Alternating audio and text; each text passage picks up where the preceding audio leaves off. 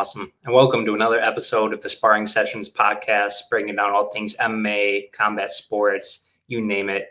Today, we're here for UFC London, Edwards versus Brady. We're going to do picks, predictions, preview, the whole 9 yards. First, though, before we get into anything, as always, I want to bring in one of my faithful co-hosts, UFC Genie. How are you doing today? I'm not bad. I'm ready to see some fights. I'm ready to break them down. Oh, yeah. It's not a bad card. There's some good names on this one, so it's kind of exciting. So, yeah. I like a lot of these fights. Definitely better than last week. I mean, Kutateladze Vettori 2 it might go down. I'd say so far it's the worst card of the year, strictly on paper. Worst card of the year. And I had a hard time looking back and finding another, it's going to be an Apex card, but finding another Apex card that was worse. This one's better. You got some names on there. You got a little bit of star power too. A few former champions. And yeah, I'm excited. We were gonna have Will on here. Hope he's doing well. He's not sick or anything. He just had a conflict come up. Thought we were gonna get U-Haul Will for a second instead of Tesla Will, but it was not to be. We'll have him back soon. But yeah, we'll go ahead and jump right into it. UFC London, Edwards versus Brady, going down in the O2 Arena in London, United Kingdom. 1 p.m. Eastern prelim start time, 4 p.m. Eastern main card. I switched them up, of course. So that's about what? Oh, daylight savings just happened, so I'm a little mixed up, but that's what, 6 or 7 p.m. start time for the card for them. Not bad. They'll probably get out there at 1 a.m. local time. 13 fights. 6 out of the 26 fighters are ranked. The top 2 were ranked. Last week, co-main wasn't ranked. That's quite the co-main. This week, both fighters in the main and co-main are ranked, as well as a wonderful ranked heavyweights fight, which we'll get to in a little bit. Pretty much stayed together. We had very recently, Alexia Thainera, I hope I'm saying that right, stepping in for stepping in for Saul Nunes versus Molly McCann. Omar Sy is out of his fight against Menafield. That was supposed to be on this card. Menafield got pulled to fight Julius Walker on Seattle. And then, of course, JDM was supposed to fight Leon Edwards in the main event.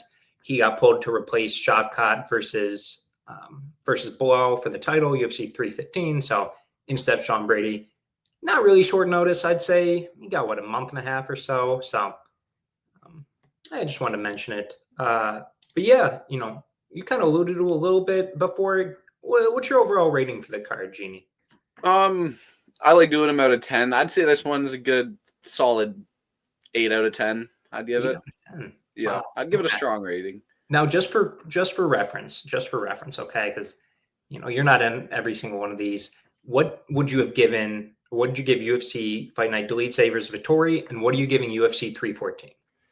Kutateladze Vettori, I've got to say, is like 5 out of 10. I won't be too harsh on it. 314, I think, is a better one. Probably. That's got to be at least an 8 out of 10 as well, I'd say. Just the names on it, and I think that's pretty fair. Fair enough. So you're pretty high on this card.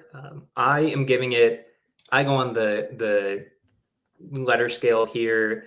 I'm probably giving it a B, maybe a B plus. If it lost a fight, if it was 12 fights, I'd probably give it a B plus. But I'm going B. Just for reference on my scale as well, I gave last card like a D. C minus, and 314 I'm gonna have to give an A, at least right now how it stands. But that being said, we've chatted a little too much about it. Let's go ahead and jump into some fights. How about that? First fight of the night. I was shocked this is the first fight of the night. Guram Kutateladze versus Kauê Fernandes. Lightweight, Guram Kutateladze minus 425, Kauê Fernandes plus 330. This one's a little short notice for both. I think this got put together a week or 2 ago, so call it 3 weeks notice for both. Guram's 2-2 in the UFC, coming off that unanimous decision win over Jordan Vucenic, who we'll talk about later. Super high level wins and losses. 2-2 is not his record. Well, it is his record, but it's not. It doesn't define him. He has a win over Gamrot, and he has, some of his losses are to Demiris Magulov and Elvis Brenner. But that being said, he's pretty inactive. Fernandes on the other side has had a few fights canceled in a row. We had one canceled versus Jared Gooden. That's my cat. It screams at me. Fernandes won the UFC. He's coming off win over Mohamed Yahya. KO, I believe. I wrote it down, but then UAE Warriors legend. This is not in UAE. This is not in Saudi Arabia or Dubai. So, Jeannie, we'll start with you. As always, for every fight, we're gonna ask you your pick, and then this is kind of a wide odds. Minus 425 is a pretty big number for Guram. Do you agree with the line, and who are you picking? I think the line might be a little too much, but I am going with Guram. I don't rate Mohamed Yahya as a win on someone's record. I don't think he's a good fighter. And Mark Jacasey is like, he's just like a marauder. He just like slows the fight down, and like I don't really rate him too highly either. Guram really impressed me in his last one. He was able to really grit through a lot of what Vucenic was throwing at him in that first round, and he kind of gassed out Vucenic and was able to take home a win. It was kind of impressive, and I don't think Kauê's going to be able to take that much, but I think Guram's going to take home a decision win here. That's probably my pick. Yeah, I agree. I have Guram a little more confident than you. I think he wins any way he wants. Kind of, he can pull the Diakiese route, how Diakiese beat Fernandes and take him down over and over. Maybe Fernandes' cardio, he looks a lot better in the first than he does in the second or third, I'll tell you that. So maybe his cardio gets warped after a quick takedown by Guram. I mean, we saw Guram has, we know Guram has great striking. He's dynamic everywhere the fight goes. I think he wins this. I was picking Fernandes against Jared Gordon just because of age more than anything, or fight time too. But they're pretty similar in age, pretty similar in everything else. So yeah, I'm going Guram here. Pretty confident too. Although I'm probably not betting it at minus 425. Next one, a little less confident. We'll get to my pick in a sec, but bantamweights, Nathan Fletcher minus 166 versus plus 140. These odds kind of surprised me to Caolán Loughran. Fletcher, this is going to be a hometown fight for him. He's British. Loughran's Irish, so not too far. Maybe you get a little bit of a rivalry. You see the flag behind you right there. I'm picking first here, so I do want to hear about that in a second. Yeah. That being said, Fletcher 1-0. He's coming off tough. He's coming off that sub versus Romanska. I'm not going to try to pronounce his first name. And he lost on tough. That being said, that was up at featherweight. He's coming back down to bantamweight. And yeah, Caolán Loughran 1-2 in the UFC, coming off a unanimous decision loss to Nathaniel Wood. This is an interesting one. I'm picking first here. I was pretty surprised at these odds. I thought Loughran was going to be a favorite. Maybe, it's the record of Fletcher. Maybe it's the tough Rob. I'm picking Fletcher. I think he'll try to rack up some takedowns. I think he can have success. Loughran, we haven't really seen anybody try to take him down. That being said, I think Fletcher can take him down, kind of sub him, or maybe get some ground and pound, or even hold him down. I don't think he's getting KO versus Loughran, so maybe he tries to win, a round in most of the next rounds. And on the field, I think it's pretty even. So maybe a little athleticism edge to Fletcher, maybe a little takedown grappling edge. So I guess Fletcher is my pick here. What about you? So I'm not just going to pick someone just because they're Irish. I mean, I think Fletcher's better. I haven't been impressed with Loughran very, I thought he was going to beat Hadley. That was a short notice move up, I think. And Hadley somehow was able to deny all the takedowns. So it was like I don't really know how to rate Loughran, but his only win in the UFC's Angel Pacheco, Yeah. you know. So like Nathan Fletcher came in, got a nice finish over Zigomantis. So I think this is time to shine. I'm gonna take him to get this one done over Caolán Loughran. Probably decision. I would not be surprised about like a submission though, maybe, but probably decision. Fair enough. Yeah. Nobody, two guys don't have a ton of experience in the UFC, so who knows? Yeah. Next one, women's strawweight. These are two of your favorites, Jeannie. I know that for a fact. These are your two favorite fighters in the UFC. Shauna Bannon, minus 185 versus Puja Tomar, plus 154 at strawweight. Bannon's 1-1 the UFC, coming off the split decision win over another one of your girls, Alice Ardillion. Yeah, I think that's right. She's got a 6-inch reach over Puja Tomar, and she's pretty small for strawweight as well. So that shows you how tiny Tomar is. Probably, she's about anim weight. She's definitely an anim weight. Tomar on the other side, 1-0 in the UFC, 1-3 in one championship, coming off a split decision win over Ryan Amanda. I thought she lost that fight, actually. I didn't rewatch it because I don't hate myself, but yeah, Shauna Bannon, I believe she's Irish, right? Yep. I know she, well, she's Irish, and we'll have the hometown crowd here, even if she's not from the UK, it's still, it's a family over there. You going with the hometown favorite here? Yeah, I'm going with Shauna Bannon.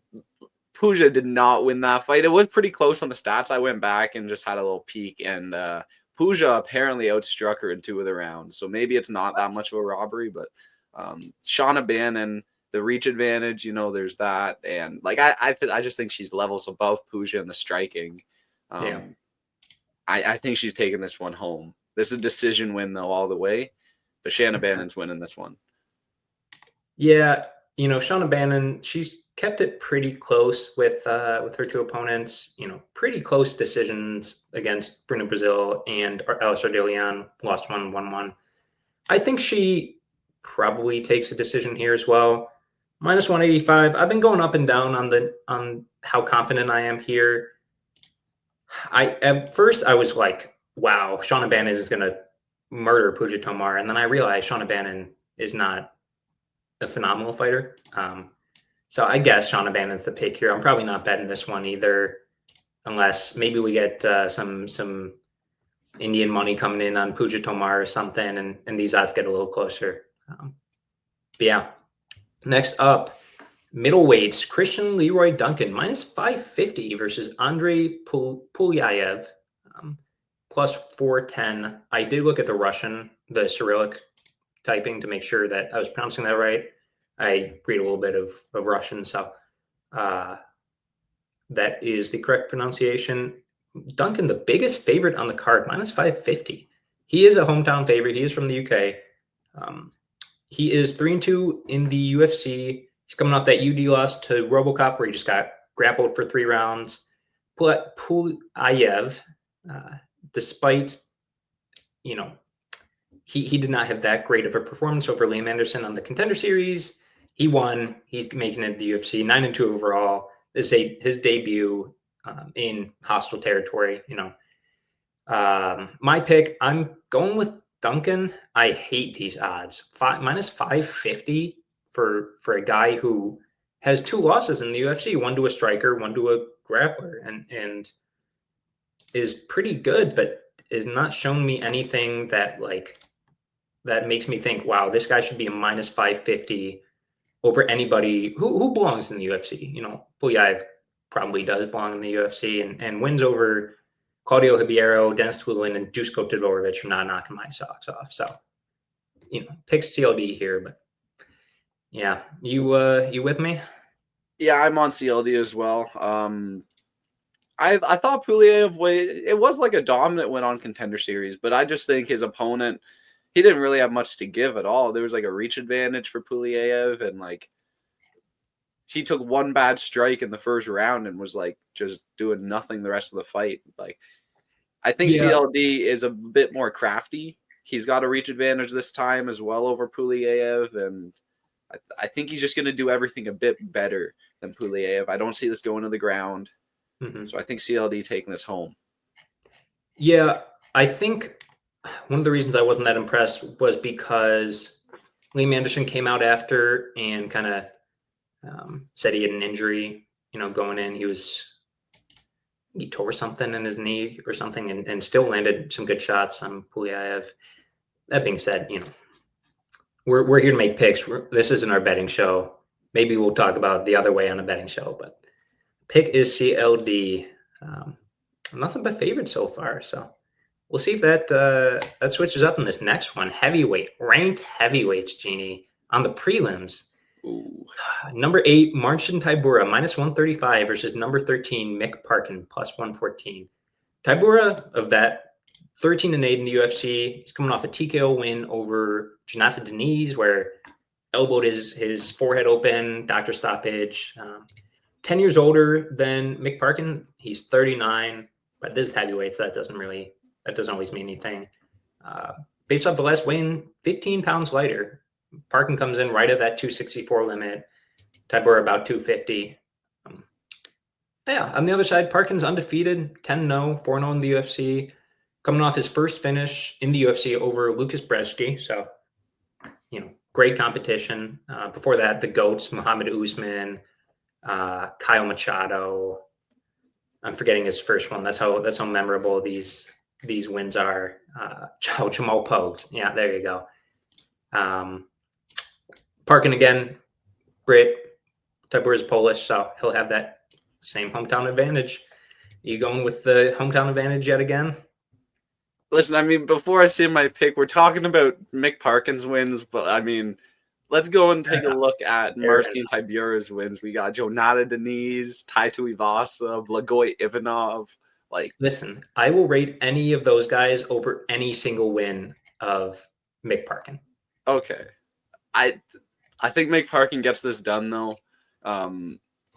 Marcin Tybura is 40 years old, man. At a certain point, Mick Parkin's a crafty striker. He trains with Tom Aspinall. Tom Aspinall speaks so highly of this guy.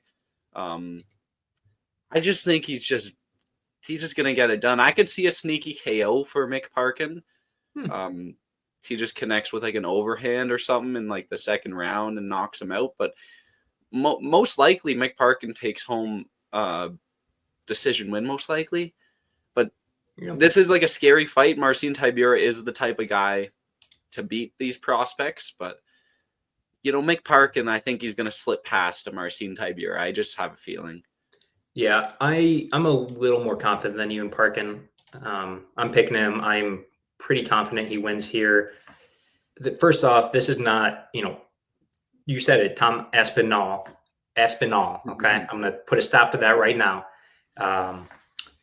He has fought Marcin Tybura before as well. This is, their team has had two camps now, essentially training for the same guy. That we've seen that helps. Parkin's younger.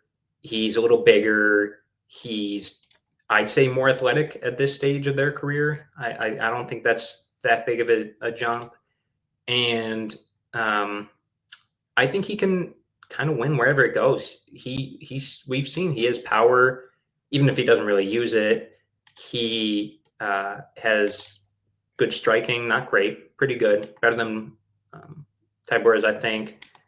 Pretty good takedown defense. Tybura doesn't have a great takedown accuracy though, and I think he can win on the ground too if he goes to take Tybura down. So I think this is Parkin. Maybe I'm a little too confident in a heavyweight fight. That being said, I think they made this fight for a reason. We've picked all Brits so far, or Brits, or United Kingdom, Irish, that area, for a reason. I think this is another one where the crowd goes home happy. Next one, flyweights, Loughran Kavanaugh, -355 versus Felipe dos Santos, +280. Kavanaugh is undefeated, 8-0 total, 1-0 in the UFC, coming off a unanimous decision win over Jose Ochoa. before that, he knocked out Antoine Ho on the Contender Series, which is I want to note it because it's a better win than his Jose Ochoa win. Felipe Dos Santos on their side, 1-2 in the UFC, coming over a split decision loss to Andrey Lima. 3-inch reach advantage here. Another one of those guys who his losses don't really define him. Manal Kopp and Andrey Lima are his 2 losses, and those are 2 guys who are pretty damn good, And yeah, this is me first. Yeah, you did Parkin. I'm going Kavanaugh. I don't like the odds. That fight with Ochoa was too close. Kavanaugh's pretty young. I think he's a little older than Dos Santos, actually. I think he's a year older. Let me just double check that. Yeah, he's a year older. That being said, Dos Santos is one of those guys who's just always in there for a fight. Shoots box guy, Diego Lima. I think Kavanaugh can win on the feet. I think he might be better suited to take it to the ground. I'm not 100% sure. I think he might. It's slight edge to him all around. The only thing is the Dos Santos 3 inches of reach concerned me a little bit. Kavanaugh's a kicker, so that doesn't come into his play as much. But yeah, I don't know. Big odds though, way too big. What do you think? I think Kavanaugh. I'm pretty high on him. I think he's a great prospect. Felipe Dos Santos. I mean, for really being objective here, his only win in the UFC is Victor Altamirano. Sure. And I get you being close with Manal Kopp and what was his last one? Andrey Lima. Yeah, Andrey Lima. They're both Andrey Lima's undefeated right now. I just don't think he's going to beat Loughran Kavanaugh. I think Felipe Dos Santos is he's the guy to have close fights with, but yeah, I don't think he's taking this one. Yeah. Are you in agreement this is a little closer than the odds suggest, though? Yes, I do think it might. Felipe could take a round. Yeah. He might take a round. I think I wouldn't bet a -3.5 on Loughran here. I'm in agreement with you. Yeah. Alrighty. Last fight on the prelims and another Brit, Jai Herbert, -118 versus Chris Padilla, -102. I'm just going to call him Taco Padilla from now on. That's his nickname. He likes to go by it from what I've seen in interviews and that kind of thing. So why not? Yeah, Jai Herbert, 3-4-1 with 3-4-1 in the UFC, coming off that unanimous decision win over Rolando Bedoya. Another guy, super, super high level losses. I was just looking at his losses. Great nickname too, Black Country Banger. He has losses to Fresiam, who's on a crazy win streak. Drew with Ludovic Klein, who's also on a crazy win streak. 7, I want to say. Yeah, 7-fight win streak, except for the draw. Sorry, not Kyle Nelson. Ilya Topuria, Renato Moicano, and Francisco Trinaldo, and Reese McKee. So these are all, Reese McKee was a long time ago. These are all really high level losses. 4 inches of reach, 3 inches of height, 7 years older. He's 36 than Padilla. Padilla, 2-1 in the UFC, 0-1 in Bellator, coming off a TKO win versus Rangju, and he is on a 2-fight win streak, those 2 wins being in the UFC. This is my pick. No, is it my pick? I think it's mine. It is your pick. Your pick. Who are you going here? I'm going Taco Padilla, man. I think this guy's a dog. Interesting. Jai Herbert, I don't really rate Rolando Bedoya too heavily. And Fresiam just got flatline KO'd, right? So no. Fresiam KO'd Matt Frivola. That's what you're thinking of. Siam's on a 5-fight win streak. Oh, yeah, okay. Yeah, that's my bad. Anyways, I still think Taco Padilla will win this fight. It could go on the ground. He could win a submission. On the feet, he could get a KO win over Jai Herbert. I wouldn't be surprised. I'm taking Padilla to win this fight wherever it goes. Interesting. He's a dog, man. He's got great striking, and he's able to latch up a submission the second like he takes the back. Like I really think highly of Padilla. Interesting. I am pretty confident in Jai Herbert on the other side. I think Padilla's wins are not good. Let's take a look at his 2 wins. Rongju. I'm sorry, Rongju. I know he just beat Cody Steele. I don't really rate him high at all. I mean, he's a UFC fighter, but I don't think he's that good. And James Yantop, or Hamez Yantop, I think is how you pronounce it. And Justin James before that. So these are not, best of the best. And before that, he's lost to guys who are not, 6-4, 20-12, Gabe Green. So I kind of think, granted, those were, a few years ago at the time, but I think Herbert can keep this on the feet. I think the reach advantage and the height advantage and the striking defense is going to work in his favor. I don't think he doesn't have the best takedown defense, but look at the people he's fighting. I mean, he's fighting great guys, and I don't want to be that guy, but I think he's the first person to take a round off Ilia Topuria so far in the UFC. So granted, high kick, it was a weird fight, whatever, but I'm pretty confident in Herbert here. So it's interesting. I guess we'll have to see. But yeah, jumping up to the main card. Featherweights, Nathaniel Wood plus 142 versus Morgan Charriere, however you want to call it, minus 170. This one's interesting. Nathaniel Wood is a guy who I think he's been on almost every London card they've done, or England card in the past few years. He's the hometown here, and he's going up against a French guy. So age, decades old, or not decades, what am I saying? Millennium old rivalry between the English and the French. Wood, 8-3 in the UFC, 1-0 in Bellator, coming off a unanimous decision win over Daniel Pineda. Charriere on the other side, 2-1 in the UFC. He's coming off a KO win over Gabriel Miranda. I was kind of surprised. I surprised myself here. I thought Charriere at minus 170, I thought I was going to pick him confidently. And as I watched more film, as I looked at more stats, I'm going Wood here. I'm going Nathaniel Wood. I think Nathaniel Wood's big problem is that he's been undersized at featherweight. He came up from bantamweight, and he's lost a few at featherweight. He lost he lost one at featherweight. He lost to Muhammad Naimov. But I don't know. I think his boxing is a little more crisp. I think he can get the takedowns over Charriere. I wouldn't be saying this if Charriere hadn't just lost to Chepe Mariscal. I thought he lost. I had Chepe in that fight. He's lost to Paul. He has some granted very high level losses before, but he has 10 losses. So I kind of talked myself into a Wood pick here. Not super confident though. What about you? I'm going Charriere. I thought that Chepe Mariscal fight, even if like Chepe won the fight, whichever way you have it, Chepe is a fucking dog. Yeah. Who's beaten everyone. Very close fight too. Yeah.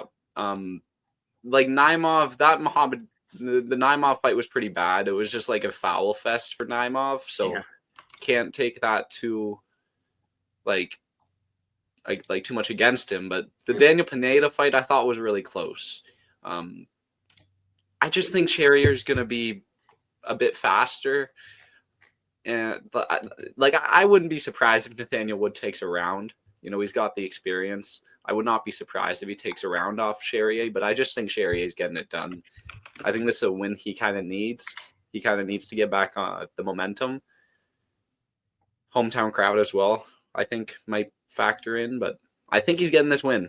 Hometown crowd for Charriere? France.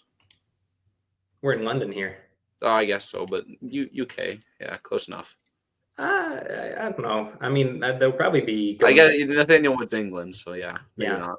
I am going to dispute you on one thing. I did not think that Daniel Pineda fight was very close. Granted, No? Pineda very close to retirement, but he got he won 2 rounds, got a 10-8 in the second, and then I thought he just kind of took off the third, you know.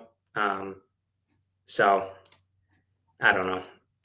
I'm not too confident though, so that goes to show you, if we're differing too. Next up, lightweight Jordan Vucenic. We mentioned him earlier. Minus 345 versus Chris Duncan plus 275. This is another one. Vucenic is fighting out of where exactly in England? It just says England. Northampton, wherever that is. Versus Chris Duncan, Scotland. So another one pretty close. This might be, you might see some people rooting for each of them. Yeah, Vucenic is 0-1 in the UFC, coming off that short notice debut loss to Guram that we talked about. 2 inches of reach advantage, 2-inch reach advantage over Duncan. Duncan on the other side, 3-1 in the UFC, 3-0 in Bellator, coming off a submission win versus Balaji Oki. Actually put him out with the choke. That one was very weird. I enjoyed watching that back. It was pretty strange. Had him snoozing. This one's you first. I'm gonna ask you the odds question again. The pick. I need the pick and your thoughts on the odds. The odds could be a bit closer. They could be a bit closer. Yeah.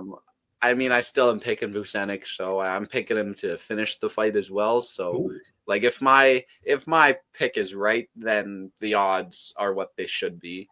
I think he's going to be able to outstrike him on the feet, and he's going to be able to get him to the ground, get a dominant position. And I think, like, Duncan's been submitted a couple times before.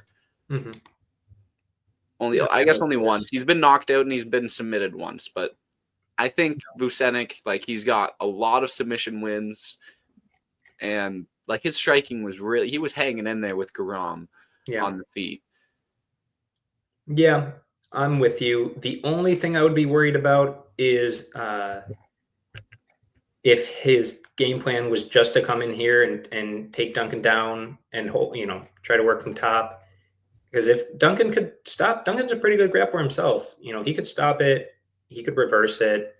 That being said, Duncan has not impressed me. I don't think he gets knocked out here. I think, that Vyacheslav-Borchev loss was kind of a weird one. So I think Vucenic comes in here, gets a quick finish, but that'd surprise me. Yeah. Next fight, women's strawweight, Molly McCann versus short notice Alexia Thainara. McCann is 7-6 in the UFC, coming off a unanimous decision loss to Bruna Brazil. I know you were very happy about it. You called that one, right? No. No? Okay. Maybe I'm thinking of something else. No. But we'll have to hear about that in a second. 7 years older than Thainara. She's 34. Thainara is 11-1 overall. This is her short notice debut in the UFC off a Dana White Contender Series win. She beat Rose Conceição, I think is how you say it, LFA strawweight champion. Very high on Conceição. She just lost 2 in a row though, so it's a good win though. Funny enough, the last loss for both of these women is Bruna Brazil. I don't know if you caught that. Thainara's only loss, it was her second career fight, was a loss to Bruna Brazil 8 years ago, something like that. So, might as well throw it out the window. Thainara's got 5 inches of reach advantage here. No odds, just because this fight just got put together. So you don't give me your pick, because maybe given the odds, we'll give away your pick. This is my pick first, but what do you think the odds will be? I think they'll probably make a Molly 2-1. 2-1? Something like that, maybe. Maybe not. Maybe like minus 150. I was thinking like minus 130. McCann will have the hometown advantage here. She's huge. Her and Patty made a name for themselves together on the same card. They're teammates. She's British. Thainara's Brazilian. Yeah. I'd say minus 130 for McCann. And I'm going Thainara here. I'm pretty confident too. Thaynar's, I would pick her on the feet or on the ground. Thaynar is somebody who can and will rack up takedowns if you let her. I think she got, I want to double check this number. I only have stats for one fight. It's her Contender Series fight, but she got a number. Yeah, she got 3 takedowns and just kind of, held her down, had a few minutes of control time there. I think she can do that here to Molly McCann. I think she can rack up the strikes on the feet. She had 101 over Rose Canseco on the Contender Series. And McCann has not looked good, really, I want to say as of late, but, apart from sporadically in the UFC. So I'm going the short notice debutante, which is kind of like their alarm bells ringing for me, but I'm ignoring them. You had a smile on your face. You with me? I've lost so much money on Molly McCann. I've lost so much money on her. Yeah. I thought Julia Stoliarenko, thought she was a lock of all time to knock out Julia Stoliarenko. Look at that. Like Diana Belbita, she won, but I think I picked the KO there. So I think I still lost money there. And Bruna Brazil, you mentioned it. I thought she was going to knock out Bruna Brazil. I was very surprised Bruna Brazil styled on her for 3 whole rounds. Maybe Molly McCann's just terrible. And Thaynara has a reach advantage, the grappling advantage. Molly McCann's been on the Fight Pass Invitationals trying to round her game out. But I don't know. I think Thaynara is still going to get this one done. And I'm getting sick and tired of losing money on Molly McCann. Yeah. I don't think I can take it anymore. I don't think I can physically pick her to win another fight. I think I gotta pick Thaynara. Yeah, I'm trying to figure out Molly McCann's best win. Thaynara's best win is Rose Canseco by far.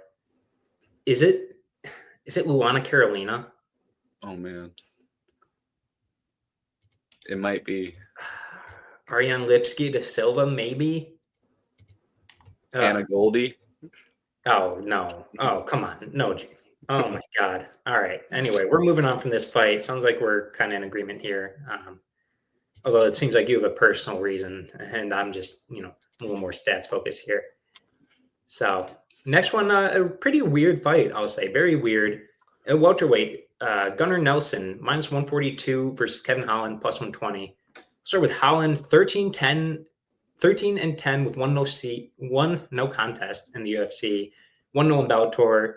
He's coming off a rear naked choke loss versus Heiner de Ritter, up at middleweight, 2-fight losing streak, both of them up at middleweight, against grapplers. 4 years younger at 32 than Nelson, 4 inches of height, 9 inches of reach over him. Nelson on the other side, 10-5 in the UFC, 2-year layoff, fights very sporadically these days. I think he's like 1 fight a year average, maybe in the past 6 years or something. 2-fight winning streak, though, coming off an armbar win against Brian Barberena, 2023. Another guy, super high-level losses. I was just looking here. Gilbert Burns, Leon Edwards, Ponzinibbio, back when he was good, Damian Maia, and then Rick Story 11 years ago. So, yeah, kind of an interesting one. Holland coming back to welterweight. I think I mentioned that. So yeah, who you got here? Listen, I don't get Kevin Holland fights wrong. Interesting. I've never gotten a Kevin Holland fight wrong in my life. I think he's gonna win this one. I think he, a lot of people are against him. He kind of wants to shut some people up. He wants to find out if Gunnar Nelson knows what a 45-70 is, and I think he's gonna figure it out. I think Gunnar Nelson's been chinned before. He hasn't fought since March of 2023. Yeah, 2 years. Been a long time, and Kevin Holland's staying active.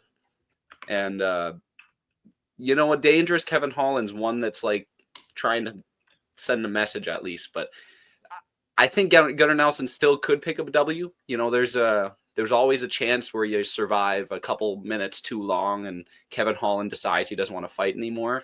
But I think Kevin Holland's going to get it done probably in the first round. KO TKO. Interesting.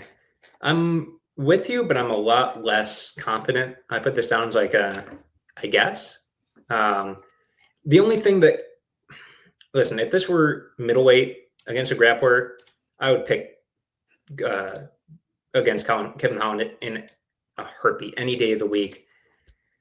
The only thing is, at welterweight especially, Holland's got pretty good takedown defense overall. He's got a lot better takedown defense at welterweight. His losses are mainly to strikers down at welterweight, MVP, JDM, Wonder Boy. I think that's it. So yeah, 3 strikers. And Gunnar Nelson doesn't really have good takedown accuracy. A lot of his takedowns are off of, or a lot of his submission wins are off of either, spamming takedowns or knocking somebody down. And I don't think that's going to work against Holland. 9 inches of reach just is a big deal for me, Yeah. So I'm going Holland, I guess a little less confident than you, although if you say you never get a Holland fight wrong. This is the time I'm picking him. I thought you picked him versus RDR, no?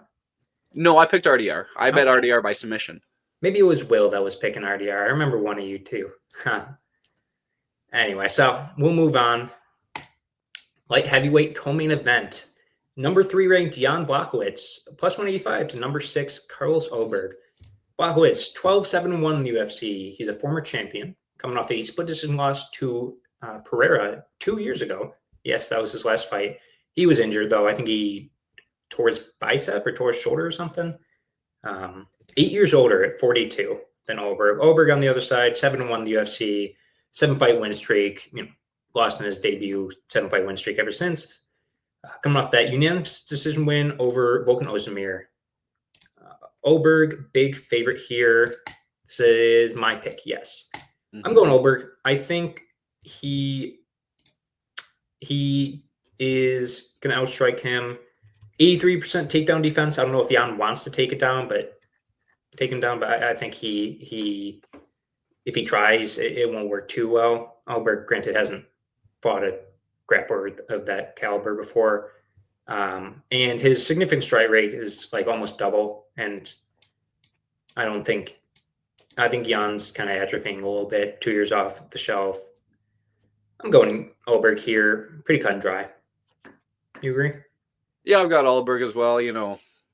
I don't think I can pick a 42-year-old to win a fight against a young up-and-comer like Carlos Oberg. I could see, Carlos Oberg getting a knockout win. I would not be surprised, like maybe a little bit surprised, but like a guy coming 2 years off the shelf and he's 42 years old, it would not surprise me seeing him get knocked out. I understand his yawn and everything, but like at a certain point, the speed and all that, there's gonna be a difference in speed here. But most likely Carlos just takes home a decision win. I don't know. I think decision. I don't think Oberg. I mean, he has one KO loss, and that's to Thiago Santos, and that was a while back. And he's fought some hitters, Alex Pereira, Magomed Ankalaev. Yeah. I don't know. This screams decision to me. Mm-hmm. Yeah. Main event. We're already there. I say after 43 minutes of recording. Welterweight main event. Number 1 ranked, 12 ranked pound for pound. That surprised me. Leon Edwards, plus money, plus 136 against number 5 ranked Sean Brady, minus 162. Edwards, 14-3 with 1 no contest in the UFC, former champion, coming off the UD loss to Ball, where he lost the title. 12-fight winning streak before that. 4 inches of height, 2 inches of reach advantage over Brady. Brady on the side, 7-1 in the UFC. 2-fight win streak, coming off that unanimous decision win over Gilbert Burns. Both of these guys' last losses were to Belal Muhammad. Sean Brady's only loss in the UFC. So, this was interesting to dig in. The odds kind of surprised me a little bit. Leon, hometown favorite. Where are you going here? I'm kind of curious. I've been kind of flipping back and forth on this a little bit. The thing is, though, I think there's an idea of Leon Edwards, and then there's actually Leon Edwards. People see, the the knockout win for Kamaru Usman. But what they don't see is that Kamaru Usman was like winning that fight pretty clearly, 4 rounds up, coasting to a decision win. Yeah. A lot of people don't see that part of the fight. They only see the head kick with a minute left in the fight. And I can't just take away a knockout, but like Kamaru was winning that fight. And then like Leon beats Kamaru again, but he barely beat Colby Covington. Like I get he did win, but the stats were like dead even pretty much. Horrible fight. Bilal Muhammad took him down 9 times, and Sean Brady's going to be trying to get this to the mat. You know, he's going to be trying to grapple with him. We just saw how he was able to implement his game in the last fight against Gilbert Burns. He outstruck him by like 90 strikes. Yeah. Just took him down at will. And he was looking good on the feet too. I think that Bilal Muhammad loss has helped out Sean Brady. And we don't really know about Leon Edwards. People are saying like, oh, it's the time. It's 6 he fought at 6 a.m. in the morning, all this. It's like, he's still at a training camp. Like, he accepted the fight. Yeah. He knew when he was going to fight, you know, like. Yeah, I think Sean Brady. Well, got 9 takedowns on Leon.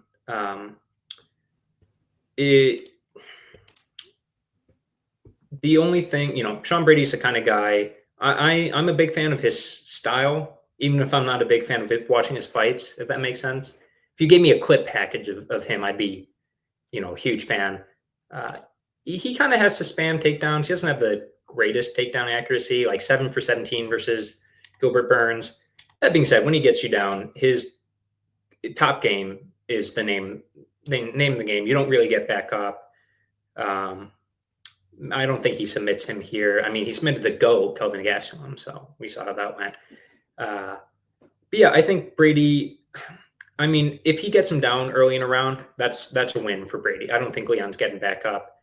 I mean, we kind of saw that versus Kamaru too. And the fact that Colby Covington got 2 takedowns on him, Kamaru got 4 before that in the rematch, the third fight, 5 before that.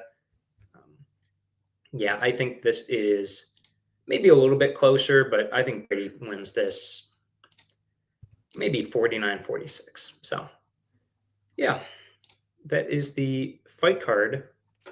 I should say, Sean Brady also has a pretty good striking defense. So, you know, probably keeps it pretty safe on the feet. Real quick, we have 2 more segments for you. First one, I'll run it regional minute, non-UFC action for the week. Super quick. We're doing a prospect watch with Brendan this week. Should be out on Monday. So I won't go too into depth on some of these prospects, some of these events, but FFC 88, James Yantop, like we just mentioned, back in Fusion FC. He has the FFC tattoo across his throat. So, you know, natural return spot. He's going to beat some guy for a championship there, interim championship, whatever. Watch it. It's on Wednesday at 8 p.m., usually UFC Fight Pass. So I guess. Cage Warriors 186. We got 2 Hardwick brothers defending their championships on the same card. Some other good ones. I'm sure we'll talk about that with Brendan. BKFC Philly Cage Warriors Friday 21st at noon, UFC Fight Pass. BKFC Philly Friday at 8 p.m. on Triller and YouTube. No real names. You know, these fight nights don't often have a ton of names that us MMA fans will know, but you know how it goes. Some of these people like to, you just want to see some fights sometimes. Saturday morning the Aussies who listen to this, George Kambosos is fighting Daoud Jordan in Sydney. This is boxing. I watched it on DAZN. I'm not a huge boxing guy, so I can't really talk about the fight, but I know George Kambosos. Cage Titans 70. Shout out to Cage Titans. I have no idea how you're going to watch this. This is Saturday at 7 p.m. You're probably finishing up UFC at this time. Jay Perrin and Kenny Champion in the main event. So it's going to be a card. I'm sad I'm missing it. I was at the guy that fought Raul Roses? Jay Perrin?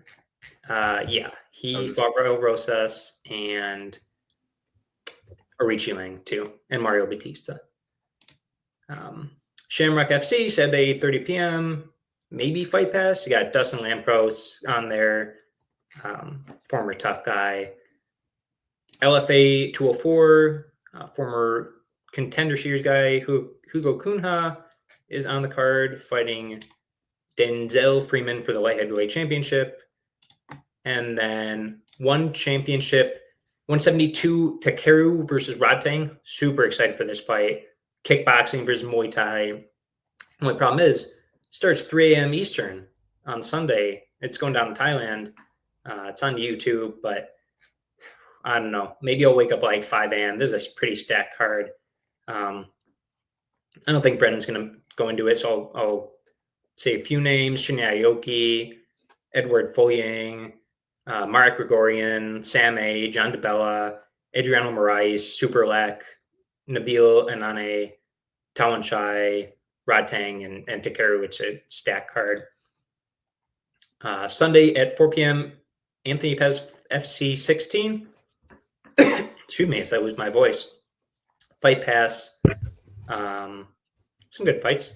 And then last but not least, Fury FC 103, Sunday at 5:30 p.m. So it's pretty, Saturday night and Sunday stacked card.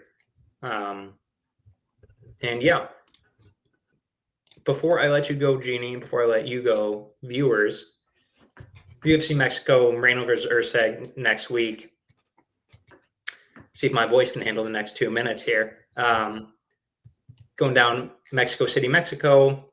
As you know, Jeannie, we like to pick our favorite fight from the upcoming card.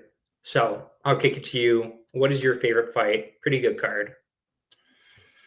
So I'm just scrolling through it here. There's it's an interesting card. Yeah, it's an interesting card. There's some names on there. Honestly, I've got to say, I'm probably most excited for the main event this time between Brandon Moreno and Steve Urseg. I'm looking forward to the return of Steve Urseg. I'm hoping for the best for this guy. Mm-hmm. I'm kind of worried because it's Moreno, but that fight's going to be a sick fight. Yeah. I like it. We will, of course, break it down more. I'm going the co-main, at least what Wikipedia says right now. Co-main, Manuel Torres versus Drew Dober. Two guys who just go in there to bang, throw hammers at each other. Two guys who generally have iron chins, but both of them have been cracked recently, so that'll be interesting to see. I agree with you, though. It's more of a prospect, or it's more of a fighter card than is a great fight card. You got Raul Rosas, Ezekiel Costa, Edgar Shires. They're highlighting certain people, usually of Latino descent. So that's it. But we will talk about that next week. Thanks so much, as always, for coming on, Jeannie. Where can the people find you, and what do you do? I got YouTube, Instagram, TikTok. You can find me, UFC Genie. I make prediction videos. I keep saying I make other types of videos, but I'm pretty like they're sporadic. You gotta wait for the hidden gems that pop up. But I'll be trying to post more. But yeah, mostly predictions, recaps, all that type of stuff. You find me on YouTube, TikTok, Instagram. I like it. Awesome. Well, thanks for coming on. Maybe we'll see you next week. And thank you for listening. Hope you enjoy the fights. Certainly hope you enjoy more than last week. So, yeah, have a good one.